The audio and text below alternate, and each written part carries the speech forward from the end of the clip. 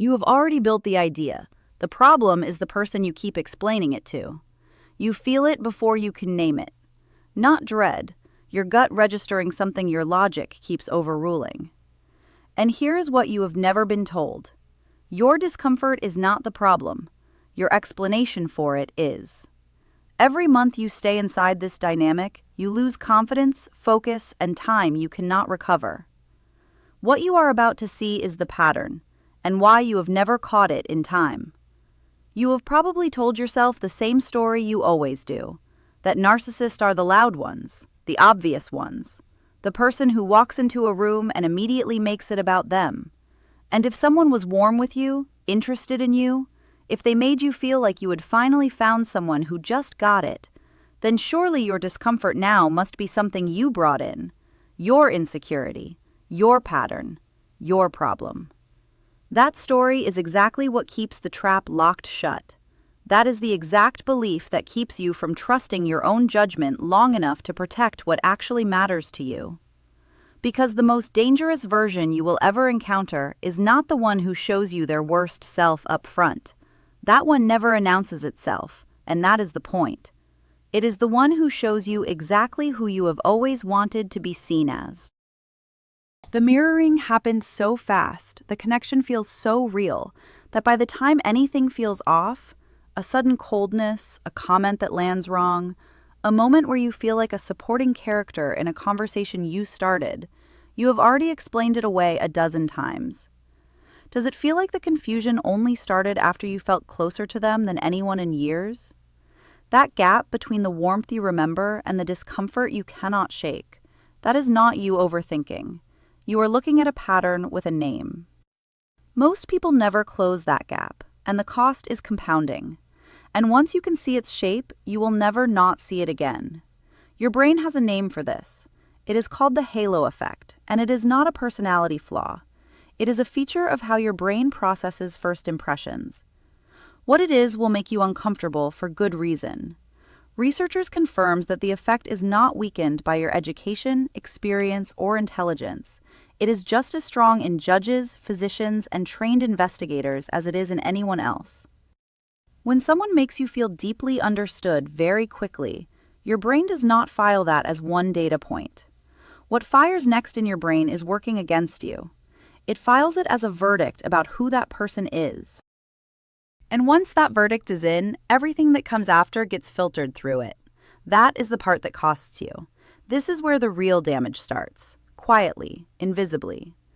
Because the halo effect does not just make you like someone, it makes you protect the story you have already told yourself about them. So when the coldness comes, when a comment cuts in a way you cannot quite explain, when you leave a conversation feeling smaller than when you arrived, your brain does not update the verdict. It explains it away as a bad day, as stress, as something you probably misread. Instead, it protects the story, even as you shrink inside it. That is why you can replay a moment where they clearly made you feel worthless and still find yourself defending them to someone who is genuinely worried about you.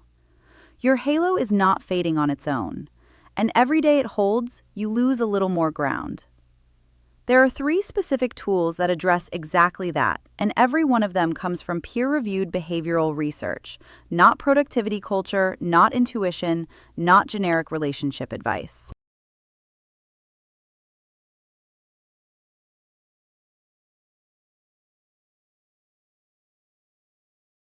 The first tool is called the Love Bombing Velocity Audit, and the research behind it will change what you think the word fast means in a relationship. What you think you know about timing is probably wrong. Sandra Murray and John Holmes at the University at Buffalo ran a study in 1997 following 105 real couples, people in actual dating relationships, not lab simulations. What they found was this: the speed at which someone starts seeing you as exceptional, not just likable, not just interesting, but uniquely, almost perfectly suited to them, is itself a piece of information. When that idealization happens faster than the actual time spent together can justify, it does not mean the connection is real and rare. It means the relationship is structurally unstable. That distinction will cost you everything if you miss it. The feeling of being deeply seen before someone has actually had time to see you is not a sign that they are perceptive. It is a signal that what they are responding to is not you. So here's what you do, and it is almost embarrassingly simple. Write down the name of the person you are thinking about right now. Then answer 3 questions with honest timestamps. How many days had passed before they said something that made you feel uniquely understood? How long before they brought you into their world, their network, their plans, a meaningful role? And how long after that before the first moment of coldness or criticism that you could not quite explain? If the first 2 answers are measured in days and the third follows within weeks, you have a pattern. Write it out exactly and keep it somewhere you can return to. That audit tells you the velocity. You will need it, probably sooner than you expect. What it cannot tell you is what happens when you are right in front of them in real time. And that gap is what you need to close next. The second tool is called the Conversation Inversion Test, and it catches something the velocity audit cannot. Not what happened in the past, but what is happening right now, in real time, every time you open your mouth. Sarah Conrath and Brad Bushman at the University of Michigan ran a series of 5 studies in 2014, pulling data from over 2,000 people. What they found should have changed how we talk about this. What they were tracking was simpler than you might expect. Just how narcissistic individuals behave when someone else starts talking about themselves. And the finding was almost mechanical. When you share something personal, something that costs you a little to say, the narcissistic person does not sit with it. They redirect. Watch what happens next. It is almost mechanical in its precision. Within 1 or 2 exchanges, the conversation has become about their experience, their challenge, their equivalent story. And your original disclosure just quietly disappears. No one announces the pivot. It just happens, reliably, every time. Here is what you do. In your next conversation with this person, in person, on a call, or even a voice message, share something real. A genuine difficulty you are navigating, something small but honest. Then go quiet and count. Count how many exchanges pass before the topic has shifted to them. That moment of disappearance is the signal you have been missing. If it happens within 2 responses and your disclosure is never picked back up, write down exactly what was said and exactly how it moved. Not a summary, the actual words, the actual sequence. The audit from the first tool showed you the pattern across time. This test shows you the pattern inside a single conversation. But there is a third layer neither of these touches. What happens the moment you push back? And that is where the clearest signal lives. This one is different. It requires you to deliberately apply pressure. The third tool is called the Triangulation Trigger Map, and it comes from research conducted at Case Western Reserve University. Because it does not ask you to remember the past or observe in real time, it asks you to run a controlled test and watch what breaks. What comes back is never proportionate, and it is never accidental. In 1998, with 540 participants, Brad Bushman and Roy Baumeister found that when you challenge someone with narcissistic traits even slightly, a small pushback, a mild disagreement, a preference that does not match theirs, you do not just trigger annoyance, you trigger triangulation.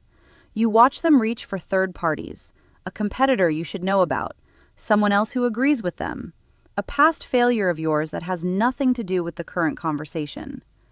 Your tiny boundary produces a response that is never proportionate, and it almost always involves someone else being quietly weaponized against you. So here is what you do today.